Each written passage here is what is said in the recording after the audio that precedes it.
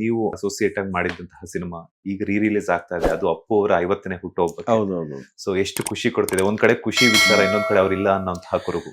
Sir. ಅವ್ರು ತೀರ್ಕೊಂಡಾಗ್ಲೇ ಅವ್ರು ಇಲ್ಲ ಅನ್ನೋದು ಪ್ರತಿದಿನ ಕಾಡ್ತಾ ಇರುತ್ತೆ. ಬಟ್ ಏನು ಅಂತಂದ್ರೆ ನಾವು ರಸ್ತೆಯಲ್ಲಿ ನೋಡುವಾಗ ನೀವೇ ನೋಡಬೇಕು, ಪ್ರತಿಯೊಂದು ಜಾಗದಲ್ಲೂ ಅಪ್ಪು ಅವ್ರ ಫೋಟೋ ಇದ್ದೇ ಇರುತ್ತೆ.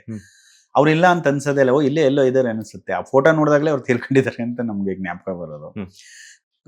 ಸಿನಿಮಾ ರಿಲೀಸ್ ಆಗ್ತಿದೆ. ಒಳ್ಳೆ ಅದ್ಭುತವಾದ ಸಿನಿಮಾ ಸರ್ ಅದು. ಯಾಕಂದ್ರೆ ಫಸ್ಟ್ ಇಸ್ ಬೆಸ್ಟ್ ಅಂತಾರೆ ಅವ್ರಿಗೆ.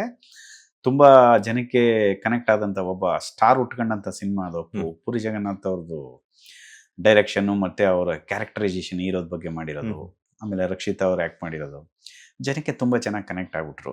ತುಂಬಾ ಅವ್ರ ಕೆಲಸ ಅವ್ರು ಅಚ್ಚುಕಟ್ಟಾಗಿ ಮಾಡಿದ್ದಾರೆ ಸರ್. ಡೈರೆಕ್ಟರ್ಗೆ ಏನ್ ಬೇಕೋ ಅದನ್ನ ಅಚ್ಚುಕಟ್ಟಾಗಿ ಅವ್ರ ಕೆಲಸ ಮಾಡಿದ್ದಾರೆ. ಅವ್ರು ಯಾವತ್ತು ಇಷ್ಟು ದೊಡ್ಡಗೆ ಇಟ್ಟಾಗತ್ತೆ ಅಂತ ಅವ್ರಿಗೆ ಎಕ್ಸ್ಪೆಕ್ಟ್ ಮಾಡಿಲ್ಲ. ಅವ್ರು ಹೋದಾಗ್ಲೇ ಶಾಕ್. ಅವ್ರಿಗೆ ಸಿಲ್ವರ್ ಜೂಬ್ಲಿ, ಹೌದಾ ಎಷ್ಟು ಹೋಗ್ತಾ ಇದೆ ಮಹೇಶ್, ಚೆನ್ನಾಗಿ ಹೋಗ್ತಾ ಇದೆ ಮಹೇಶ್ ಅಂತ ಕೇಳೋರು. ಮುಜುಗರ ಅವ್ರಿಗೆ, ಸಂಕೋಚ. ಹೌದು. ಆಮೇಲೆ ಹಂಗ ಹೋಗ್ತಾ ಇದೆ, ಹಿಂಗೆ ಬರೀ ಸುಳ್ಳು ಹೇಳ್ತೀರಾ ಮಹೇಶ್ ನೀವು ಅಂತ ಅವ್ರು ನಂಬಲ್ಲ. ಅವ್ರನ್ನ ಹೊಗಳಿದ್ರೆ ಅವ್ರಿಗೆ ಇಷ್ಟ ಆಗಲ್ಲ. ಬರೀ ಸುಳ್ಳು ಹೇಳ್ತೀರಾ ನೀವು ಅಂತಾರೆ.